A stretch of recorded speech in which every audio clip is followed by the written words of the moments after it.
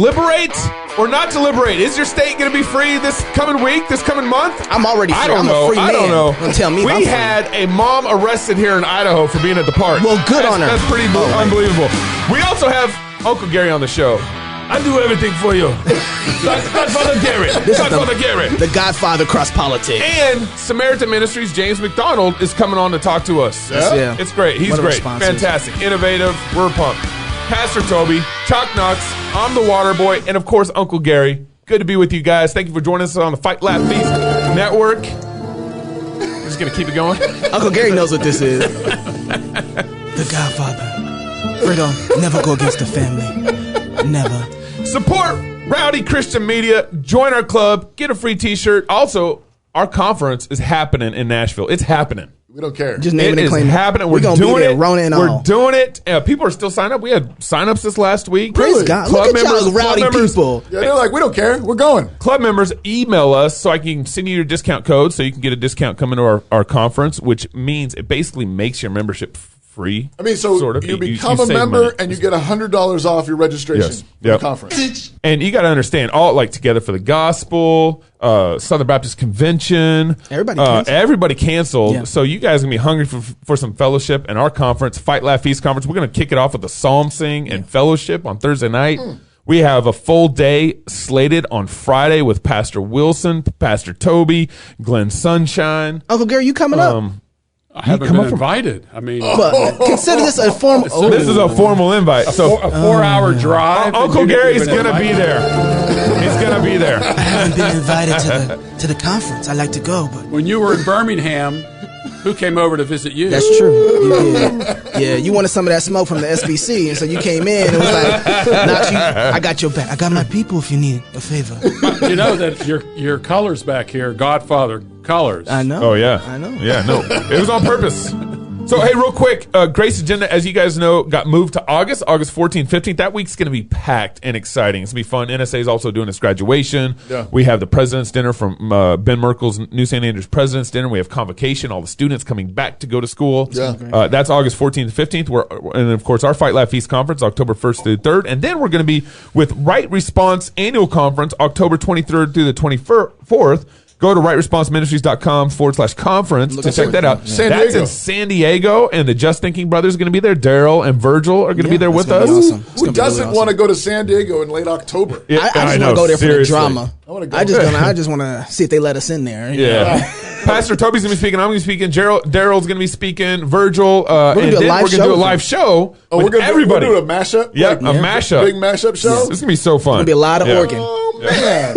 Classical Conversations believes that parents are the best teachers for their children. Classical Conversations is committed to helping families homeschool successfully through high school. Our program offers community, in-person and online, encouragement and fellowship, accountability, support from like-minded parents, rich downloadable resources, online forums, and video tutorials, tried and trusted learning framework with recommended assignments, trained parent tutors model the classical approach for parents. Also, remember, they just rolled out this brand new master's program for moms. It's Did phenomenal. you hear about this, Gary? It's phenomenal. Classical Conversations, they teamed up with a college down in Florida, and they're now offering a master's degree based on the courses moms are teaching their kids, plus some additional outside studies. But you think about it, a mom teaches their kids for 12 years. I mean... She's got a PhD. I mean, pretty much. I mean, and you just pointed out, like, we ought to recognize that. We ought to honor moms and what they've done and what they've this is taught. beautiful. A lot of them, I mean, that's worth. Well, you think about it. Here, I have an education degree. My wife had an education degree, and it's interesting. In the 4 years of college, you really don't take very many courses actually teaching. Right. You get one semester of student teaching, right. And here you've got these parents teaching their kids for 12 years. Yeah. Come on, if man. they're not competent to teach after that is absolutely ridiculous. But and even just the learning that you do as a teacher. I mean, you know this. I mean, if you teach something over and over again, I mean, that's how you learn it. I'll geek out here for a second on the Hebrew. You know the Hebrew verb for learn. You're going to tell me, I'm sure. I'm going to tell you. It's lamad. It means to learn. Lamad. And but there's a verb form it's an intensive form they call PL. That's English. That's not Hebrew. And so, for example, kill is katal, and when you put it in the PL, it becomes slaughter. Okay, that's what it means. Yeah. Well, when you take lamad and you put it into the PL, so lamad means to learn, but when you put it in the PL, it becomes intensive. It means to teach. Because when you're a very intensive learner, it just starts spilling out of you. You know, yeah. And I think vice versa, when you're able to teach well, that's really good. You're actually you are learning intensively. It sounds like you've had a classical education. Wow. I did go to New St. Andrews College. Oh, wow, look at that. Anyways, check out classicalconversations.com. Okay, we're going to play a game here with Uncle Gary. What? Yeah. Nobody told me about this. We're going to play a game here with Uncle Gary. Okay, I'm sorry. There we go. All right, Gary. You're going to have the first dib here, the first response to what's going to happen, okay? Okay. This is on you. All right. It's on you. Be ready. Okay. When we talk about this idea of reopening society, only in America does the president, when the president tweets about liberation, does he mean go back to work? Oh! Have this discussion about going back or reopening. I think a lot of people should just say, no, we're not going back to that. We're not going back to working 70-hour weeks just so that we could put food on the table and not even feel any sort of semblance of security in our lives. And, I think that is the most important conversation we can have. And I think it's going to take reading a lot of folks and indulging in poetry. I think it's going to require indulging in ourselves, in our history, in our culture. I think we need to read about coal miner rebellions in the early 1900s. She's lived such a hard life. We need to read about abolition work. I think we need to read like from abortion, The Warmth of Other Suns. I think we need to read so much to learn about ourselves, because the one thing that America does not do and our education does not do is we do not do a good job of teaching Americans about America. Get out of public school. Lion, dog, face, pony, soldier. Well, the first thing she needs to do is read Thomas Sowell and maybe Walter Williams. I'd start there. The next thing she needs to do is to look at the fourth commandment. You're supposed to work 6 days. Yeah. So telling people not to go to work is a violation of God's commandment. And then if she tells these people not to go to work, right now we have people who are out of work. And what do you think is going to happen when the economy is opened again? Reopened. What's going to happen? People are going to craving for jobs, and then she's telling people don't go to work. Well, those people will probably never get a job again. Yeah. And this, I understand she has a degree in economics, but she does not understand economics. And one of the reasons we have such a problem today and with wages and so forth is all the government regulations that keep businesses down. Right. And why is it that a lot of American companies are going overseas? I mean, that's expensive. Building over there, equipping over there, shipping back and forth. There's got to be a reason for that. Somehow it's worth it. Exactly, because to do it here, it's too expensive. Right. And so if you want to liberate people, the way you liberate them is to get the government out of the economic process. She wants to control the economic process even more, which is going to make it more expensive for businesses to do business. And then, look, money is a coward. Money goes where it feels safest, and that's what happens to these companies. Money's a coward. It is. It's a coward. It's going to. I want to be safe over here, so I'm going to go and look what happened with China. All these companies doing business over in China, it's going to affect their bottom line. And now a lot of companies are considering coming back. Yeah. And if the government would get rid of the regulations and lower the corporate taxes, and here she'll scream, "I can't believe you're going to say lower corporate taxes." Look, corporations do not pay taxes. Mm-hmm. We pay taxes. That's right. Corporation is just an expense like a light bill or a heating bill. Yeah, they just pass it on. They're just going to pass it on. Right. Yeah.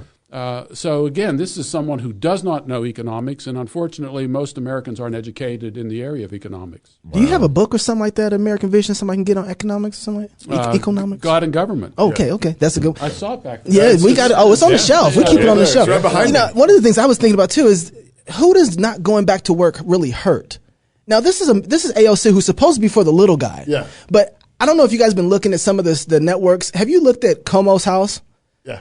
He cool. He's got some money. He all right. He'll survive this. Yeah.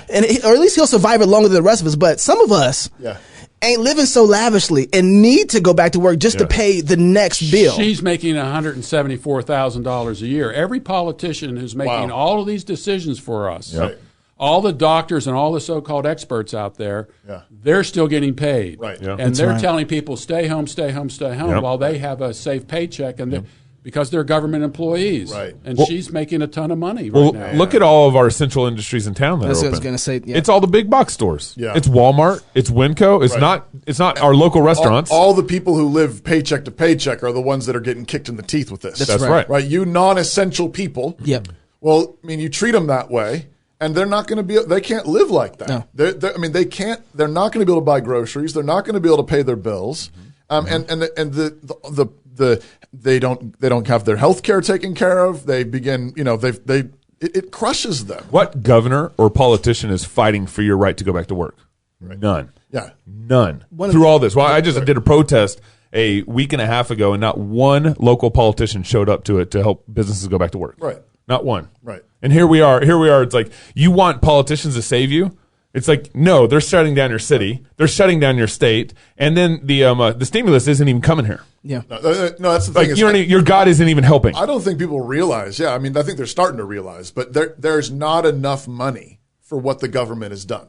Yeah, that's right. There isn't That's right. enough money. Like, they're like, no, but we'll do trillions. Right. It's gone. Yeah. It's already gone. We blew $4 trillion that. And a lot of small businesses didn't get a cent. Yep. Right? Because that's what happens. Yeah. And you can't just keep saying, well, we're going to send more checks. Yeah.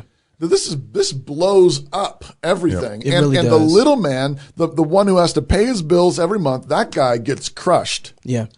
And meanwhile, we're like, hey, but you can have booze. You're right. The liquor stores are open. The pot shops are open. That's right. The tattoo parlors are open, apparently in Georgia. Walmart's open. The big man. I'm totally fine submitting to authorities at this point. I think it's kind of time to say it's time to go back to work. Yeah. Just go back to work. And you can unless still be you're- reasonable about all Sure, this. of course. I proposed a number of weeks ago and saying, look, restaurants could open up. Just put people at every other table. Yep. And let them make the decision. Put something on the door that says, But see, you come in here, we know that there might be a risk. Right. Well, and here's what's crazy is, like, the restaurants are shut down, the churches are shut down, and Walmart's open. I am most likely to get the virus from Walmart. Yeah. On touching the keypad, I go and get a grocery cart. I go and pick up, open the door to get the milk. I mean, all those things aren't being washed down every time someone touches it.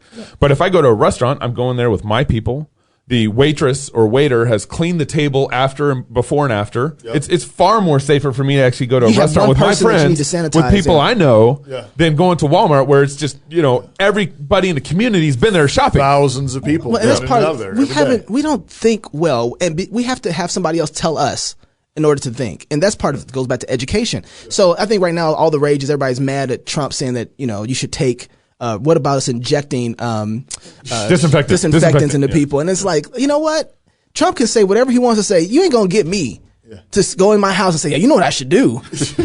You know why? Because I'm a thinking person. That's chemicals. I'm not putting that in my body. There's some things I'm just not going to do. And, Y'all can do it if you want fish to. tank cleaner. But you're a human being that can decide to make decisions on your own. That's the blessing of That's of this freedom. whole moment. The blessing of this whole moment is I think God is giving a bunch of people an opportunity. Like, are you going to think about this? Or are you just going to sit there on the conveyor belt of what's happened and just let it keep happening to you? That's right. And I do think there are some encouraging signs. I don't know if that's enough. I don't know if it's enough of people waking up and saying, hey, wait, what are we doing here? But I think there are a lot of people saying, wait, who are you and why do you tell me what to do? But the assumption here is that the government knows what's best for you. Right, Well, but that's what I'm saying is I think what's becoming clear is they don't know what they're talking about. That's right. Well, don't even go play at parks here in Idaho. Controversy erupts as a mom is arrested in a playground closed due to the pandemic. Officer, you don't want to do that. The arrest of a Yes, you do. Meridian woman has sparked backlash. I feel like I was singled out because I was the only person that was arrested. The incident happened at a park in Meridian, Idaho, where anti-lockdown parents reportedly sent out this plea on social media. There are a bunch of us taking our kids to the park to tear the tape off the playground. Let's take a stand. Police say they went to the playground after receiving several calls She's COVID about what conscious. was taking place. They say when they got there, caution tape and metal signs stating that the playground was closed had been removed, and they repeatedly informed everyone it was time to clear out.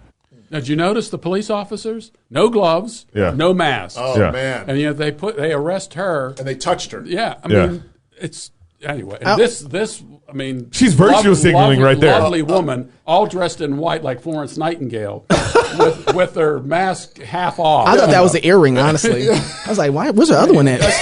That's going to be the new style, with the one glove. That's I'm COVID conscious. We need to save this segment for the third, because there's just a lot to talk about with this. I think there's a lot going on here that we need to deal with. But before we get to the third segment, we got James McDonald from Samaritan Ministries joining us next on our second segment, and you guys don't want to miss that. They're doing some amazing things over Samaritan Ministries. So, more Cross Politic coming up next. I'm so distracted by this music.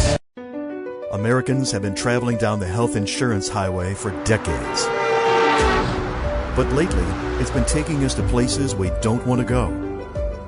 For Christians, it's hard to know which road to take. Or is it? Samaritan Ministries provides a different direction, a biblical path for their members to pray for each other and share financially in each other's medical needs. This idea that Samaritan has adopted from the book of Acts should permeate all parts of our lives, not just health sharing. We, as a body of believers, are living out New Testament Christianity. This is what God intended for the church. Do you believe that you need an insurance company, or do you believe that God will provide your needs? And there are people that you've never met before who are going to pray for you and meet your needs. There's another way. Looking for a new direction for your health care? Visit us online at SamaritanMinistries.org. Logos Online School is your affordable partner in classical Christian homeschooling, offering live teacher-led instruction 4 days a week to students in grades 7 through 12. Our experienced, enthusiastic teachers provide instruction in math, science, literature, history, languages, Bible, apologetics, rhetoric, government, and economics. Find out why more and more Christian homeschoolers are turning to Logos Online School for the education of their children. Go to logosonlineschool.com today.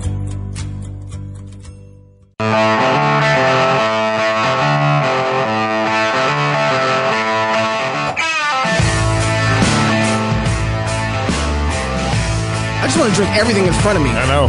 Which cup should you pick? You know what? Let's just do it.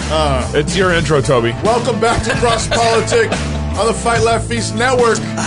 What are you drinking, Chocolate? I'm drinking some Samaritan Ministries water. Water? Yeah. I'm drinking some Samaritan Ministries blessed Cross Politic coffee. I love the blend. Yeah, right? The blend. It's a great blend. It's a great blend. And Cross Politic coffee. It comes with a little healing in it. Yeah. Let's just say security. So we have been flooded with information and misinformation about COVID-19. Yeah. There are lots of misconceptions amidst all the real facts, but in the middle of all the stress and uncertainty and even fear, as Christians, one thing remains constant. God is still on the throne. Oh, preacher. He's still faithful. He loves us. He cares for us. Romans 8 says that nothing in all of creation will be able to separate us from the love of God in Christ Jesus our Lord. And so when you're experiencing like a health need crisis, especially when we feel isolated and alone because the stupid government quarantines you. You can say that part again. Because the stupid government quarantines Message. you. It affects us emotionally and spiritually as well as physically. And Samaritan Ministries connects you to other Christians who are members who can come alongside you through prayer and encouragement and financial support for your medical needs. And so we're so grateful. Samaritan Ministries is one of our sponsors. Our corporate sponsors. Corporate sponsor. That means they really like us. Get it right. Corporate partner.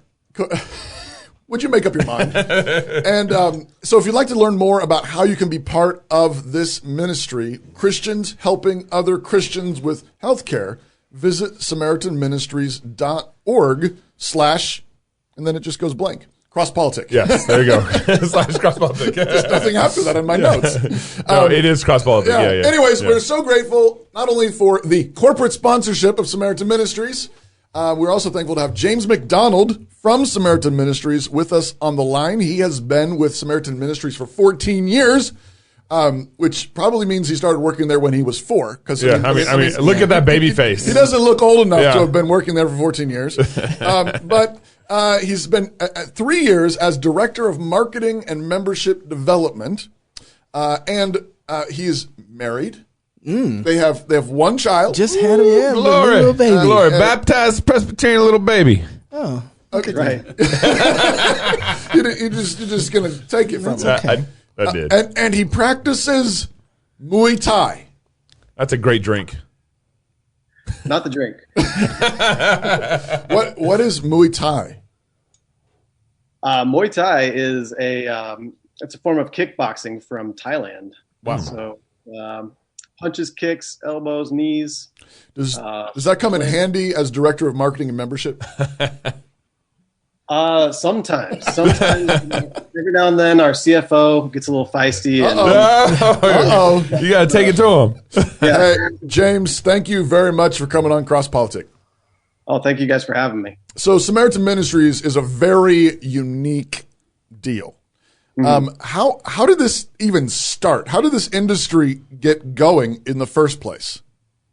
Yeah, well, really, it's built off of an old principle that we see in the New Testament specifically, where we see Christians coming together. Acts chapter 2 talks about people selling their possessions so that nobody has a need, and we see that in the early church.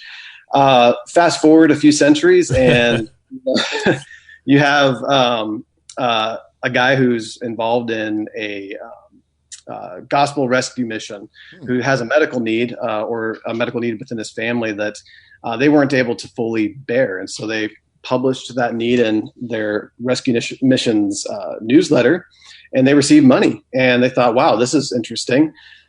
I wonder if this can work for other people. Other people are in need. So they started publishing other needs. And later a ministry was born out of that. That was the original ministry, Christian Brotherhood. And today there are multiple healthcare sharing ministries. Samaritan Ministries is one. And what makes Samaritan unique is that rather than people sharing to the ministry who then distributes the funds, Samaritan Ministries share directly with one another. So my check would go to you if you had a medical need, or we just had a baby 6 months ago, as you had mentioned. So people shared medical needs or money directly with us. So we took that money and we paid our hospital bill. Yeah, I love that. Why is that so important? Yeah, I was wondering, you make that distinction. Why is that distinction important?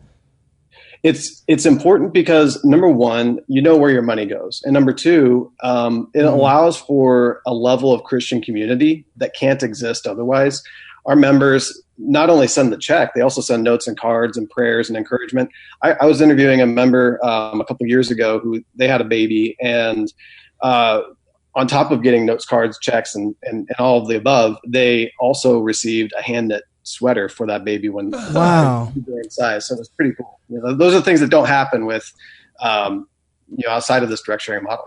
It's amazing to me like how this whole industry started, where a newsletter published a need, and then here we are 30 years later, and there's actually a whole industry that came out of basically Christians just helping each other, and then the industry came out of it.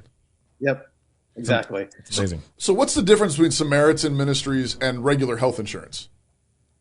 Well, the difference is the biggest difference is that there's an exchange of risk that happens with health insurance. So the health insurance company is actually taking on your responsibility.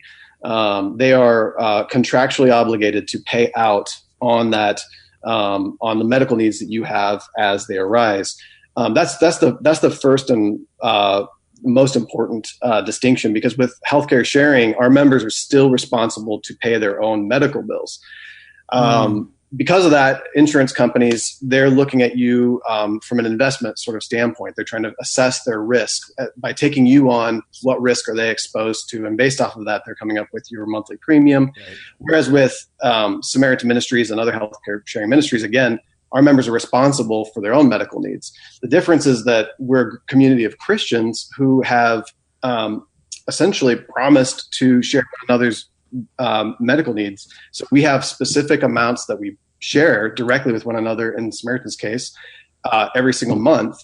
And by figuring out the right mix of like individuals versus households and couples, we're able to funnel the right amount of money to people when they have those medical needs. And so through that, medical needs are shared. It's all voluntary, essentially, but you're volunteering to share on a monthly basis. So it's not something where you have to wonder if those shares are going to come through, because at the end of the day, ultimately, I want to share with you, and I want you to share with me when I'm in need. Right. So this is an extremely strong Christian idea.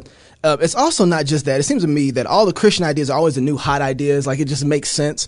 And seeing that our culture has gone with technology, this is new hotness, man. Like, this is really forward thinking. Why isn't this taking off more than where it is right now? It's doing good, but man, it seems like this should be the rage out there. Yeah, absolutely. Really, the reality is that we've been doing kind of the social economy, sort of like Kickstarter, Uber sort of a thing for 25 years. And 25 years ago, we didn't have the technology to do the things that we can do today. So it started out, as I mentioned before, in a newsletter format. And Samaritan Ministries used to publish medical needs in a newsletter as well. But as it grew, there were too many needs to put in a newsletter. So we started what was called a share slip. But everything was going through paper and through the mail. And so we've really had this kind of social economy sort of organization that's grown out organically from this Christian community concept, but it's run in this analog format for a really long time. And so now, with the advancements in technology, we can actually start to harness these things in a way that's a lot fresher and a lot newer. So how big is Samaritan Ministries, man? How many people are involved? How much money is involved? How big is it? How big is this community? Well, we have over 85,000 households actively sharing on a monthly basis. Wow. We are sharing more than $30 million in medical needs per month. Okay. That's everything from broken legs to babies to cancer to liver transplants. Okay.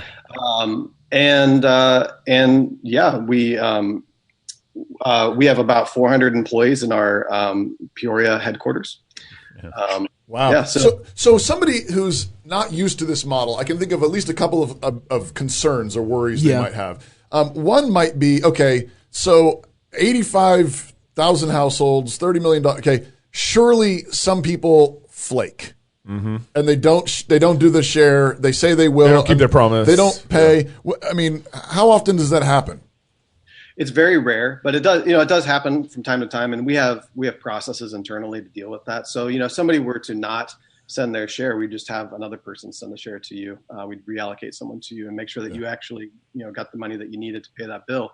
In the cases of people who don't pay, we do have a process there as well, accountability process. And if they don't pay their share after 3 months, we deactivate them from membership. So there's some teeth there. Yeah. But yeah, absolutely. The goal is to have a community of people that are actively participating and actively sharing with one another. And so if you're not fulfilling that obligation, we can't continue on our membership roles. So even when that's happened, you've been able to reallocate the funds, and so people have gotten the funding that they needed for their needs that they'd been published. Exactly. So now, have there been needs though where, some things are really crazy expensive. I mean, there's, you talk about cancer, these kind of things. I mean, have there been needs where people really have, you've done what you could, but they got kind of left with a big bill? Yeah, the amazing thing is, even at Samaritan's founding, I mean, we started very small, and there's never been a time where medical needs have come through at a level that we weren't able to take care of them. Essentially, even in the early days, where there were 100 families, we couldn't have handled a cancer need, but the cancer need never happened. That was really God's provision on and protection for the ministry. But as we've grown, we've been able to handle more and more needs. And so now, we're constantly handling cancer needs. And like I mentioned earlier, liver transplants. And so far, there hasn't been a medical need that we haven't been that's been too big for us to handle. Now, we do have times where there may be months where the balance of needs versus shares may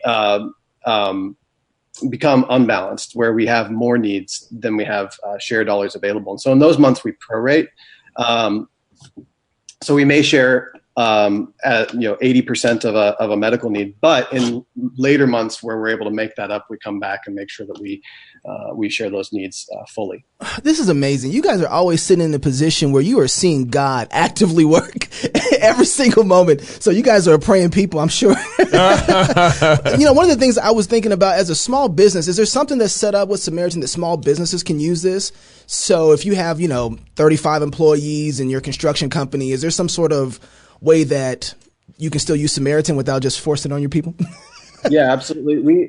So there are different guidelines that the government has set down for businesses of different sizes. And we don't actively recruit small businesses, but we do have some small businesses that use Samaritan Ministries. The reason we don't actively recruit is that we haven't at this time specifically crafted a group-specific product, when we think that there are some nuances with groups that we'd like, where we could serve them a little bit more if we were actually to build something like that out. However, for the groups that do use Samaritan, their members are individual members of Samaritan Ministries. In fact, okay. Samaritan Ministries, I mentioned we have 400 staff members. We're all Samaritan members. And so what Samaritan does is once a month, I think it's the second Friday of every month, I get a little bit more money. It's just enough money to pay for my share. And so I actively send out a check myself to somebody every single month. So, wow. Yeah, those are some of the ways that that organizations can do that. I think you look at there's a couple industries that just by kind of the kind and type of industry that they are kind of a mix of charity and business practices. So education would be one of those. You need right. charity and education, but you also need sound business practices and real dollars. So you got to pay teachers, and same thing with the healthcare industry, but. When those industries kind of get imbalanced with how that process should shake out, you get wild costs driven up significantly. So the health insurance industry is when I became a proprietor in 2016, I started looking at healthcare costs or health insurance cost, and for my family it was like $1,200 a month, something like that. This was 3 years ago, and the deductible was $5,000. So it was still, and Samaritan Ministries, you guys are about, I think, $340 for a family, and the deductible is about $300. Wow. Yeah, for a whole family. I mean, it's just incredible the difference. But that's because newer plans now, if I remember correctly. They have some other plans too. Yeah, we should get into those in a second. Can you walk through those? What are the options that people have? Yeah, right now we have Samaritan Basic and Samaritan Classic. Samaritan Basic is a cheaper version of Samaritan Classic, so there's some cost savings to be had there. And Samaritan Classic is the same ministry that program that we've had for 25 years. So, we are actually working on a new program that we hope to launch sometime this year called Samaritan Given, and that's a 100% digital-based solution. So that will be through an app and through your browser. And also I wanted to go back to our previous comment real quick and just mention around businesses that the other aspect for businesses is that you do have to have we're Christian only. So if you're a Christian only business, that would be something where you could look into us as a solution. That's important. I really that's like important. That. Yeah. I just want to encourage you. One thing that was really, when we talked a little bit yesterday, I really appreciated your approach to understand how people work. I asked why more people aren't just signing up for a Samaritan, and you kind of took me back, and you're like, look, I understand this is a hard decision for people because, a lot of people don't know if this is made for them. And you just basically walk through, like, health is a big step. It's not like switching your cell phone bill and say, I'm just going to go to this other one. Yeah. And I really appreciate how human this was. And it made me stop and think, like, this just isn't another digital decision. Yeah. You really are making a big jump when you're talking about your family's health care and health sharing and how you want to make sure that's taken care of. And I just want to tell everybody, you need to go to SamaritanMinistries.org/crosspolitic and look at some of the stories that are there so that you can see how God has just been using this ministry to meet the needs of his people. I just recommend that more than anything else. You just have to watch those stories. Well, and we don't, our audience knows this. We've said this before, that we choose corporate partners, corporate sponsors. We don't let anybody become a corporate sponsor of our show, and that's why we give James. We've rejected a few. Yeah, we've rejected a number, just for the record. And we love one of the reasons why we like Samaritan Ministries so much is because how disruptive it is to the industry, and how it's a great example for Christian companies and Christian innovation to come in and take over a market and be a good solution for families. Yeah. So that's why I love having James on. Gary, did you have something to add? Yeah, I would just wonder, what is the response of the medical community when someone comes in and says, hey, I don't have the typical health insurance and I'm going to be paying cash. How do the hospitals and doctors respond to that? Yeah, well, most providers do have a policy for cash pay patients. So in the majority of cases, that's never a problem. My wife and I, again, just had a baby 6 months ago, and we were at a major hospital, and we mentioned that we were cash pay, and they already had a discount program for us. We just had to, and they already knew how to handle with Samaritan. We've been around for 25 years, and there's other healthcare sharing ministries as well. So the industry's grown, and hospitals are aware of us. Not all hospitals like dealing with cash pay patients, but there's very few of those compared to the providers that are willing to work with cash pay patients. And you made a comment that a lot of people may have missed, in that there's a discount because cash payment, you're not going through an entire bureaucratic system that's costing much more money. You're paying direct. And that's some. And the hospitals like that. So they incentivize it. Basically, is what they're doing. Right. That's really good. James McDonald with Samaritan Ministries. Oh, you got another one. Go ahead. Hold on. Oh, I'm sorry. Hold on. All right, go ahead. We're sitting here in the middle of this Corona crazy. Oh yeah, you can't miss this. Come on, Knox. And I can't let him go yet. I need to know. So how has the Corona crazy affected Samaritan Ministries? Well, I'm sitting in my basement rather than sitting in the office, so there's a little bit. Yeah, we were watching it closely, and fortunately, I'll tell you what, God's providence and God's grace. We had the right mix of people at the right time a few years ago for us to start investing in situations like this one. We didn't expect COVID-19 to come through, right? But we did expect that at some stage we might have to deal with a disaster, or we might have to deal with all sorts of different things that could disrupt our service. And so what we did is we started building out the technological infrastructure that we needed for that future case. We weren't saying, is it going to happen? We were going to say, when it happens, what are we going to do? And so we were prepared to do what we had to do to respond to this. And I'll tell you, by the time that we had the stay-at-home order, we were able to transition our 90% of our staff to full remote work within a week. And in that time, we've been 100% engaged. It's with our staff to make sure that we iterate and improve. It's been helping us actually improve some of our people, process, and technology plans, and we've actually found that not only have we been able to transition to that remote status, it's actually in some ways improved our service levels. Wow. You can think about situations where your internet goes down. If you have a headquarters or a facility, if the internet goes down in that one place, everything's down. Right. Whereas if the internet goes down at one member, staff member's house, it's not going to be down at the other staff member's house. And so there's things like that have actually helped streamline the service that we've been providing. Wow. Okay. SamaritanMinistries.org/cross-politics. Can I do my thing now? You can do your thing. Okay, all right. Do your thing. But that was a good question. I appreciate that. James, thank you for joining us on Cross Politics. Want to encourage everybody to go to SamaritanMinistries.org/cross-politics. Support the people who support us. James, thanks for joining us. More Cross Politics when we come back. SamaritanMinistries.org/cross. Classical Conversations supports homeschooling parents by cultivating the love of learning through a Christian worldview in fellowship with other families.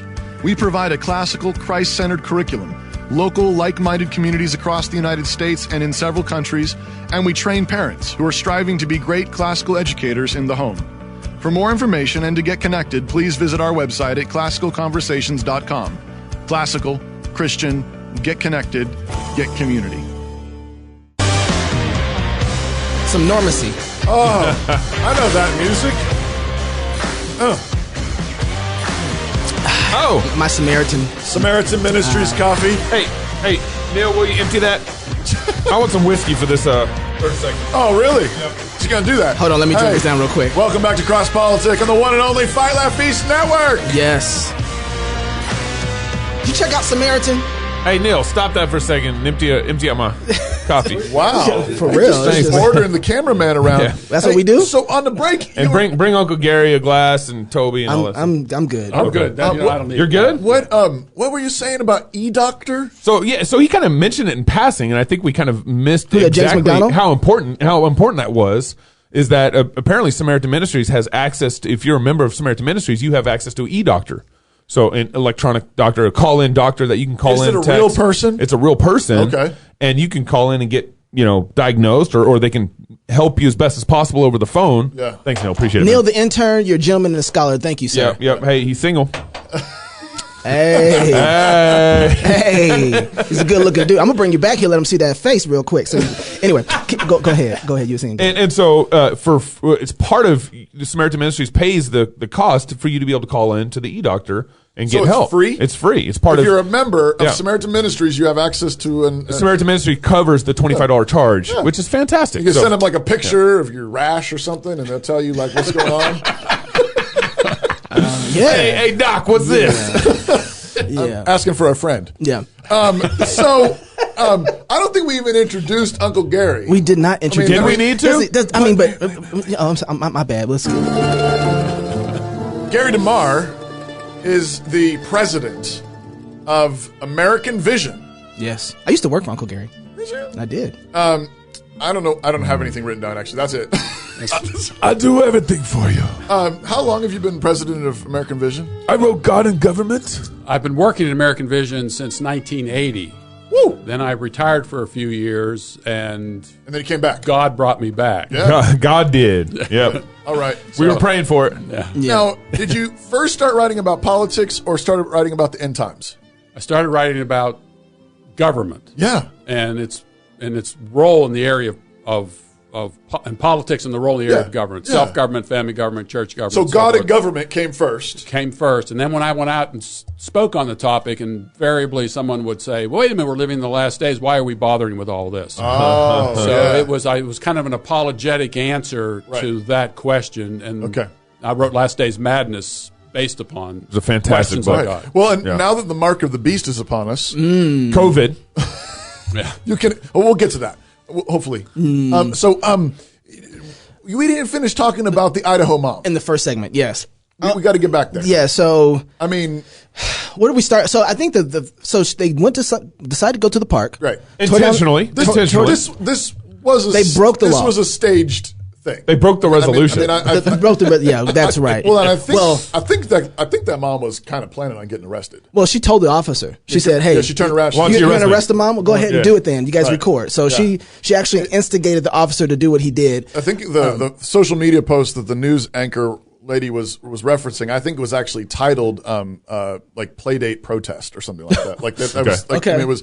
I mean, part of the problem with this, of course, is that is a public park, I believe. It is. Which means that it's owned by the city. Right. Which means that it's owned by the public. But that's sort of part of the challenge. And they shut it down. I mean, like the city, you elected the city officials, they shut it down. And they told them, hey, you can go on the grass and protest. Oh, they did? They did. Okay. You can go to the grass. Here's the place, but you can't be on the equipment. They had taped off the actual playground. Right. And so legalistic. They were moving them away from the equipment, and some people were moving, some people weren't. Okay. And this lady got a little snippy with the officer, and the officer got a little excited and decided to arrest her. They were there for a while. I mean, they were asking them to leave for a while. I understand. Well, part of what happened was that people called in to the police. Snitched. They snitched and said, hey, there's people out there on the playground equipment. Taking down the tape and all that stuff. Taking down the tape. So there's a lot of things going on They'd there. probably seen this Facebook post, too, and they were just like, snooping on them. But because, a lot of you're going to call for real? People on Facebook got too much time. Well, I mean, this is, for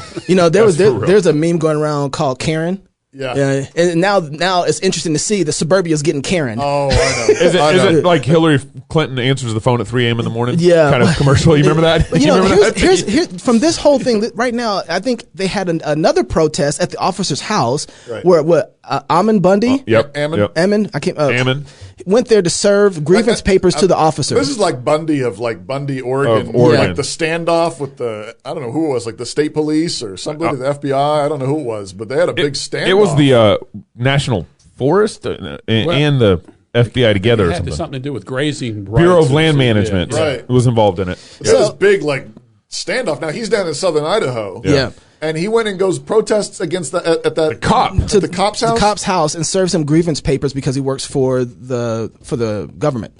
Yeah. And so, I'm watching this and can we do that? He did it. We can serve grievance papers. He did it somehow. And the officer actually was gracious enough. One of the officers was gracious enough. They wouldn't let him go beyond a certain point off the sidewalk to the guy's house. Yeah. And so the officer actually walked the papers up and actually taped him to the door. So that was nice of the officer to do. I'm watching all of this and I'm having a bunch of thoughts running through my head. One of them is that I feel like we should have been listening to the movement that said police overreach has gone too far. So there's two things I want to point to. One of them is that the Black Lives Matter movement, whoever you want to point to and say that this has been the movement in the minority group of people to say police have had way too much overreach. Yeah. And we didn't listen very well. And here's why. The first problem is with them. They made it a racial issue. They missed the marketing on this. And the problem was, it's just like with COVID, it was actually wider than what they thought, but they can only see their area. Interesting. So the room was on fire, but it's going to eventually burn the house down, but they didn't make that argument. They said, hey, this is a racial issue. Right. Rather than saying, if they can do this to us, they can do this to all of us. They should have said, it's coming to us all. Right. Guys, if they're treating us like this, it's just a matter of time. Right. And the second thing was that if they had made it an issue that was American, they would have been able to sound the alarm better for what's coming. Yeah. And so I think we have two faults. One was that you were so self-concerned, self-centered that you didn't help the rest of everybody else out. Yeah. And that's on both sides. The other side was saying, ain't nobody, look, when you're making the argument that, look, guys, this is not a racial, I'm talking about the people who are on the conservative side, saying, guys, this is not a racial issue. White people get arrested and get shot more than black people. And you think that argument is good. Yeah. Uh-huh. Well, look, you're so busy combating the racial issue that you're not able to see on your side. Wait, hold on. Why are police shooting us? Yeah. No, that's right. Hold on a second. Let's just step back for a second and look at this objectively instead of thinking about it as a racial issue. Right. And so the racial issue has blinded us from the overreach of the government, period. Yeah. So we haven't been able to think about this as clearly as we have. And so now in suburban parks, a mom can get arrested in front of her kids.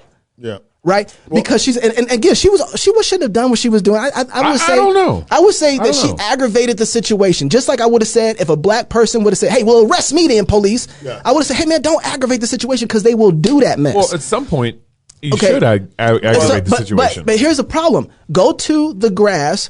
Look, if she would have went to the grass and made her case from there, she wouldn't have been arrested, and we would have been able to have a different kind of fight. But look at the problem the cops just created. But you arrested a mom. Right. Like, rhetorically, it looks really bad for them. There's a battle. So actually, I don't have a problem with maybe picking that fight. You know what? Because rhetorically, we win. There are times and places to pick the fight. Yeah. I don't know if I would have picked that particular time to do that. I think it's a legitimate question. I think, and look, this virus thing is legitimate. It's real. There are hot spots that need to be dealt with. Sure. If you're going to protest something, the best way to protest is actually offer an alternative. Well, here's what we think should be done at these parks. Parents should come with wipes. They should, they voluntarily right. That's come. a good. Come on now, they could have sanitized the whole park down. Yeah, that's good. Good point. I flew down here on Delta from Atlanta, and you're at risk. I am 70 years old. I'm old. And also, according to the New York Post, if you have testicles and you're over the age of 60, you're really at risk. So Uncle Gary, you're at risk. You're at risk, man. I'm at risk. Anyway, but the airlines have bent over backwards with dealing with sanitizing the planes, making people feel comfortable that they can get on these planes, even though we're sitting next to one another and breathing on one another. But then they talked about the air filtration system that they've got. which is supposed to deal with this because the air is circulating throughout the plane. Right. And I just think if you're going to protest, come up with a solution. Here's what we think can be done. Right. And then make an appeal to the local magistrate and say, hey, here's the recommendation. You want to come to the park? It's voluntary, but when you come, you got to do the following things. And, and I think everybody's happy that way, and no one. I just think it's a better approach. I want to be clear too. The police officer. So I wouldn't have aggravated the situation. Right. But the police officer should have never arrested her. Yeah. He should have never laid one hand on that woman and said, "Lady, listen, I have the right to arrest you, but I agree with you. I don't think that this should be either. But I hope she sues. I hope she does too for everything. I have questions too about if that's the place to pick the fight and that's the exact way to pick the fight. But I think there need to be a ton of lawsuits right now for all the arbitrary application of these resolutions. Exactly. I mean, that's the thing is this is not justice when you have the government picking and choosing winners. That's right. We talked about this in the first segment, but this is not harming the rich. This is not harming the wealthy. This is not harming the people who are still getting their paychecks. It is harming the stock market. And it's amazing that AOC is on the side of the wealthy right now. Exactly. But not nearly as much as the small business owners and the people who live paycheck by paycheck. But what they've done is basically said though that the people, Walmart is doing, they're hurting, but they're still making money. They probably aren't hurting too bad. You've got the grocery stores and the liquor stores in Idaho, the pot shops in Washington, Colorado, and California. Right. But what are they doing? They're saying essential, non-essential. And in a lot of the construction things in Washington, if you have a government contract, you're allowed to keep doing construction. Yeah. When I was at the airport in Seattle. Yeah, and they're doing construction. And they have a couple of eating places open, and the majority of people getting their lunch there were the workers working at the airport, no masks on or anything. Yeah, right. But that's you're from Georgia too, aren't you? Yes. So are they doing good things down there in Georgia? Well, the governor's opened up the economy a little bit. Starting today. What is today? The 24th. 24th. Yeah. They opened up barbershops, hair salons, and tattoo parlors. Yeah. That's essential. That's real essential. What's still not open? Well, most everything else isn't. Now, Monday, there are going to be more things opened up. Okay. So, and now President Trump has criticized Governor Kemp. But didn't Trump want things open? Well, he does. But I think this was a smart move. I don't know if he had to criticize him, but I think what he should have said, look, you're the governor of a state. You got elected. There are political consequences to your decisions here. And it's up to you. This is the way our government's supposed to work. Yeah. And the governor makes that decision, lieutenant governor and other politicians. So I think it's a smart move. Open up things a little bit at a time, see the implications of it all. But I think these restaurants, except for a lot of restaurants that are doing call in, drive in, and so forth, they're doing well. Some of them are doing well. One of my sons is a owner of a drive-through coffee place. Sure, they've had their best the last couple of weeks because he can't go into Starbucks. There's nothing else open. Yeah, right. You have to do drive-through. But theirs is doing. I think very well. the thing. I mean, a bunch of churches have been pushing back on the restrictions put on them, saying if you can do drive-in coffee, you can do drive-in restaurant, then you ought to be able to do drive-in church. Right. Which I appreciate. At least sort of some parity there, some equality there. But I think we still need to see that that's still not even just. It's not. The First Amendment is there for a reason. Yeah. And coffee shops did not get into the First Amendment. Walmart didn't get into the First Amendment. Now, arguably, the right to peaceful assembly includes assembling to do business. Yeah. If you're not doing something violent and harmful, then you ought to be able to get together and assemble to do whatever you want to do, to recreate, to worship, or to do business, or go to a park.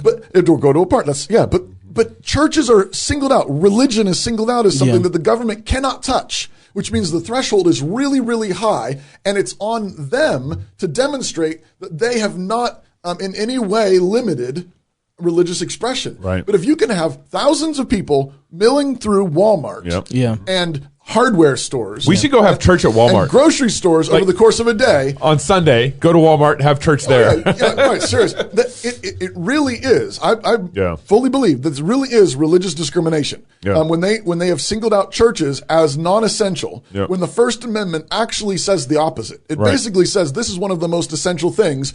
Keep your grubby fingers off of it. Yeah, that's right. Now, do I think that there could be an extreme bubonic plague situation where the state can come in and say you got to quarantine and okay. I actually believe that. Yeah. But this is not that. Yeah. And the thing is you're being unequal because you're saying it's really, really bad except for all the government contracts. Yeah. It's really, really bad except for big box stores, which means it's not really that bad. Yeah. If you're going to do the draconian thing, then it should close down everything. Yep.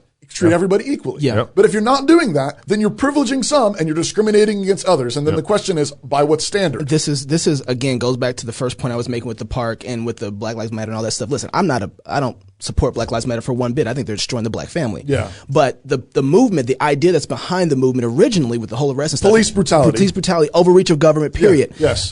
Has been saying this is coming. Yeah. And there's a great opportunity right now for us to really look at everything objectively and maybe be able to show, hey guys, this is bigger than what you're saying. Right. And so all those overreach that we're seeing happening is not something that just started. No. And it's not something that's brand new. Right. This has been festering underneath a long time. And because it hasn't hit our doors, we haven't said much about it. Yeah. I just want to add here that who are all the people making these decisions? Old people over 60. Those are, and I really believe that the older people are fearful and nervous of this. We want to honor. I think Gary's not fearful, but they're all driven in fear. All the politicians here and on our city council are older. Yeah. Governor Little is older. Yeah. There's a couple city council members who are younger. But this is coming from a generation who I've been emailing with a bunch of people this last week because of the protest. They all are older and have their money and they're set and they have their jobs and they aren't worried about their income and all that stuff. Age thing? This is driven. The people who are making the decisions are older. No. I think there may be some of that, but I actually disagree. You're wrong. I was going to say the same thing. I think a lot of older folks have seen far worse things. Yeah. And I think they're sitting there scratching their heads saying, what the heck? Yeah. Why are we closing everything down? Well, the politicians I think are calculating. First, I just want to prove your point wrong. Uncle Gary got on a plane and drove all the way here. He's not a politician. And I'm saying all the political leaders I would make are the making these distinction decisions. of politicians versus age. Yeah, I don't think it's an age thing. I think it's politicians. Yeah, I would say that too. Uncle Gary, what does the new normal look like, and how do we get back to getting businesses running? Because part of me feels like I'm grateful for Governor Kemp saying, let's restart the economy again. Georgia economy. But you ain't got no business between me and the seller and the buyer. Let me I'm going to do my thing and not worry about you. But right now it seems like people are overextending their hand. How do we get back into this the right way? Well, I think the main part is, you're opening up the economy, but at the same time, there are people who are reluctant to go out there and actually do business in the economy. Right. And like older people like me, my wife and I are on Social Security. I mean,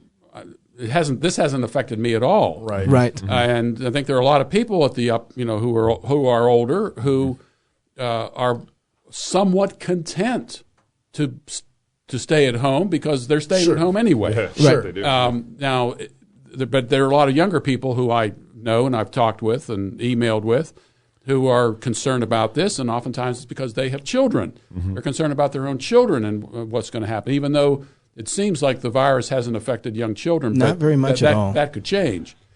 So it's opening up the economy. I think that's where we start. I think you give people a responsibility and say you're going to have to make that decision yourself as to what you're going to open and how you're going to open.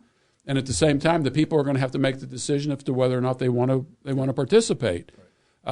And there's a difference, though, between people having the freedom to make that choice, exactly. which every one of us at this table would say you should have the freedom to make that choice. Exactly. And there's a difference between that and the government mandating a choice. Yeah, I know, and that's the fear of being arrested and your neighbors. My daughter-in-law told me that in the neighborhood they used to live in, somebody called the police on somebody was walking. Oh, they had a little family get together. Yeah, and they called the police on their family get together. They called the police. Now, the police came because they have to come. Yeah. But they said, hey, it's okay, because there were like eight people and there was a family and all that. Yeah. We had our youngest son and their 5 kids over on Tuesday. Yeah. So it's this is nothing. What's your address? Yeah. But see, that's nothing. I keep saying this, but this is nothing new. Yeah. The police being called for just having a barbecue out in front of your house. Really? My mom got arrested. My mom, this is what drives me nuts. This situation at the park, again, these are the kids who are not at risk, with moms who are underneath the risk as well. Yeah. At a park, this is not a situation to be elevated. They have every right to be there, and I know it's shut down, but this is a non-risk people we're talking about. Yeah. No one's thinking at all. Right. And I've been in this situation where my mom got arrested, and there was no Bundy there to serve that cop grievance papers. And so I'm just saying, guys, we got to think about this a little broader. There's some opportunity to be made. But again, this has been festering for a long time. Maybe now we'll get a chance to stand up and well, and I'm hoping November people vote a lot of these people out. I'm happy this is happening. I am so happy this is happening, because I think now we're going to see some. We need a bunch of attorneys, Christian attorneys, thoughtful, biblical Christian attorneys to file a bunch of lawsuits right now. We do. And we need to do a big pushback. Right. I do think there is a biblical role for government. There is a biblical role even for quarantine. Yes, absolutely. But that's not what this is. But the state of Idaho, just by ourselves, basically every state that got shut down got accused of being infected with COVID-19. That's right. We all got treated like we were infected or we were infectious. Yeah. And our places of worship, our businesses are hazardous. Unjust. Which is not true. And in order to, there's due process just got completely thrown out of the window. Yeah. Where's the testimony? Where's the witness? Did you make this happen? And you need to get Gary's book, God and Government, so you even know what we're talking about. People write me a lot and say, where does this come from? And I recommend God and Government every time. All the time. And not just that, they actually have a new book coming out, American Vision. Can you talk about that for a second? Which new book? Uncle Gary, the Greg Bonson book? Yes. Yeah. Against All Opposition. Oh. It'll be 2 volumes. First volume is at the printer right now. Hopefully we're going to get the books next week. Wow. What is this about? When Greg was alive, American Vision put on 3 life preparation conferences for high school and college kids. Greg spoke at all 3 of them. And the first one he did, we published that book called Pushing the Antithesis. And then he had 2 others that he did. And I started listening to them again. And I said, this is great stuff. Yeah. There's a lot of books on apologetics that are very heavy, too philosophical. Yep. Greg just dealt with all of the basic presuppositional apologetic stuff at the fundamental levels. Yeah. So we had him the talks transcribed. I had it edited by a good friend, and I went through it and edited it again, and with some transitional things, subheads, glossary, study questions. Wow. About 256 pages of the first volume. You're sending us signed copies, right? I can't. Well, Greg's not alive. You can sign them. I could sign them. Just write Greg in big letters. But if somebody wanted to get God and Government right now, where could they go? AmericanVision.org. AmericanVision.org. And also, check out his books on the end times. We didn't get there, but if you're worried about the mark of the beast right now because they're doing some tracing about whether you got COVID-19. We should do a special little segment when we're done with this and put it behind the club membership. Anyways, that's great. Go to AmericanVision.org, and it's Last Days Madness. That'll be a great place. What else? Wars and Rumors of Wars, The Rapture and the Fig Tree Generation. Yeah, all good stuff. Myth, Lies, and Half Truth is probably my favorite book. Okay. It works through every argument out there that's on the dispensational side. If you're trying to cross over and work through some things, it's the best book you can get on that. All right. Okay. And if you're a Fight, Laugh, Feast Club member, I just want to say thank you. The last 3 or 4 weeks are possible. We've been doing content every day because of you. Yep. We would love to keep going. We appreciate you. Just come on, do us a deal. Do everything for us. Help fight with us. Laugh with us. Feast with us. Sign up for the club membership. We love it. We love you. If you're single, get married. If you're married, have kids. If you have kids, go baptize them. Until next week, love God with all your heart, soul, mind, and strength. Love your neighbor as yourself. Go fight, laugh, and feast. This is Christ Politic. Well done, Knox.